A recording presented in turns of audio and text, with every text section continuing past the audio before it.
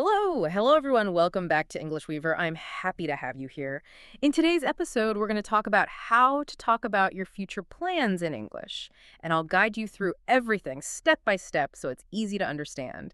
And hello, it's so good to have you with us today. How are you doing? I'm doing great, thank you. I'm really looking forward to this. Yeah. Talking about the future is, well, it's something we do every single day. It is, absolutely. And in English, there are a few different ways to do it. And knowing which one to use can really help you sound more natural. That's our goal today. We're going to break down the most common ways to talk about your plans, from something simple, like your plans for tonight, all the way to your big dreams for your life. And we'll go slowly with lots of examples. Yes, we will.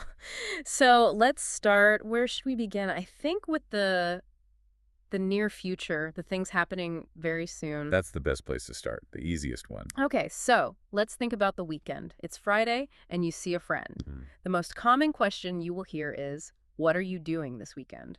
Yes, that's the classic question. Now, what's interesting here is the grammar. We say, are you doing? That's the present continuous tense. Right.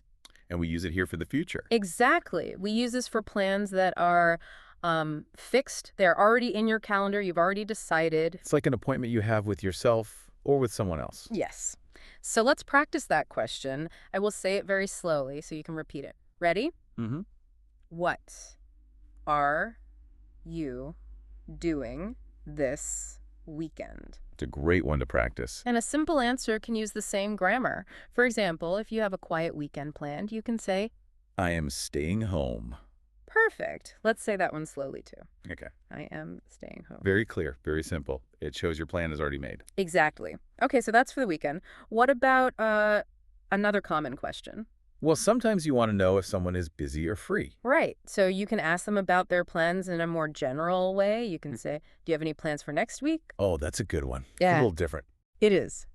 Here, we use the word plans. Do you have any plans? And you can change the time word very easily. Yes, you can. You can say, do you have any plans for tonight? Or for tomorrow. Or next month. It's very flexible. It is. Let's practice that question. Again, listen and repeat. Okay. Do you have any plans for next week? And a good answer could be, yes, I have some plans. Right. Or you could say what the plan is. For our listeners, a great plan is, I am going to study English. That is a very good plan and a perfect example, actually. It is. Okay, so we have questions for the near future, but what about bigger plans, long-term plans? Right, not just for next week, but maybe for next year. Exactly. When we ask about bigger, more serious plans, the question changes a little. It becomes more formal. You might ask someone, what are your plans for next year? That's a big question. It makes you think. It does. It signals that we are talking about something important, a big goal, like a career change or... We're moving to a new country. Yes. A big life event. So let's practice that question. Okay, let's do it. What are your plans for next year? Now, for a big question like that, you need a strong way to answer. You do. And a fantastic phrase for this is, I'm planning to, followed by a verb. I like that one. I'm planning to. It sounds so organized. It does. It means this isn't just an idea. It's a real intention. You have a strategy. You thought about it seriously. Yes. So for a career goal, you could say, I'm planning to find a new job. That sounds very professional. Let's break that sentence down for practice. We can say it in parts. Good idea. First part, I'm planning. I'm planning. Second part, to find. To find. And the last part, a new job. New job. All together now, nice and slow. I'm planning to find a new job. It's a really useful sentence. Very useful. Let's do one more example with that structure. What about moving? Okay. You can say, I'm planning to move to a new city. Another big life plan. It is. Let's practice that whole sentence. Ready? I'm planning to move to a new city. It feels powerful to say it like that. It makes the plan feel more real. It really does. Now, this brings us to a very important grammar point. Maybe the most important part of talking about the future. Oh, I think I know what it is. It's the difference between will and going to. Yes. This is one that many learners find a little tricky. It can be, but we're going to make it simple. So let's start with going to. Okay. Going to. We use be going to for plans that we made before we speak. The decision was already made in the past. Right. It's a prior intention. You already thought about it and decided. Precisely. So, for example, if I ask you, why are you taking that class? I could answer, I am going to learn how to code. Exactly. You decided to learn how to code before you started the class. The plan was already there. The decision is in the past, and the action is in the future. Perfect way to say it. Let's practice that answer. Okay. I am going to learn how to code. So going to is for a plan, a decision you already made. Yes. Now, what about will? How is that different? Will is more spontaneous. That is the perfect word for it. We use will for a decision we make right now.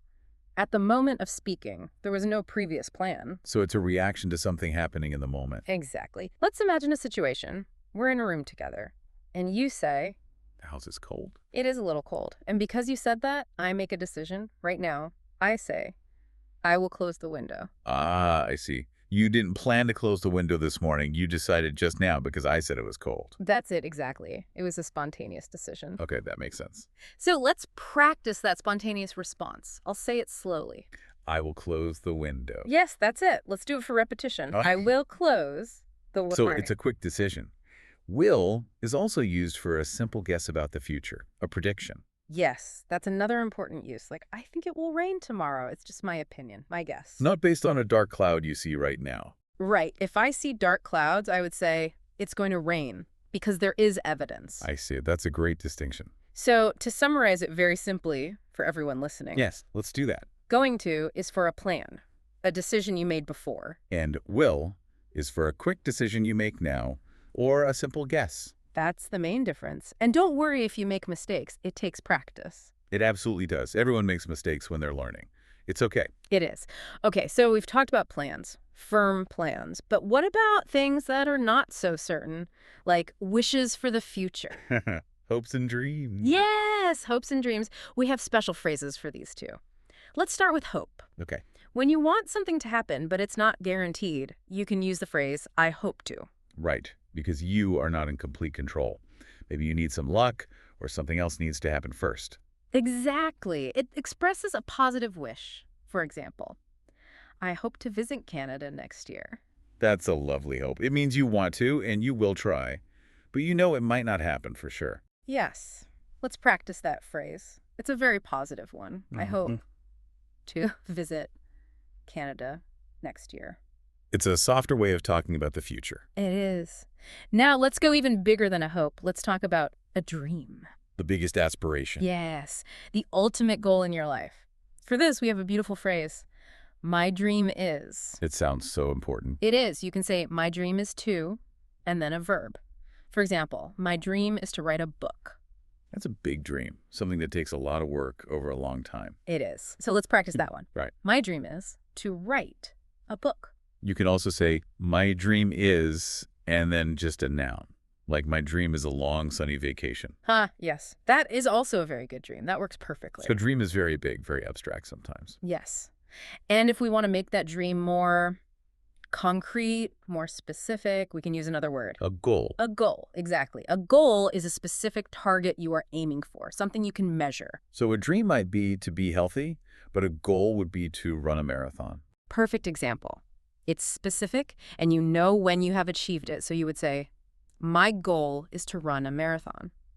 It's very focused. It is. Let's practice that final sentence for the section. Ready? Ready? My goal is to run a marathon. Great.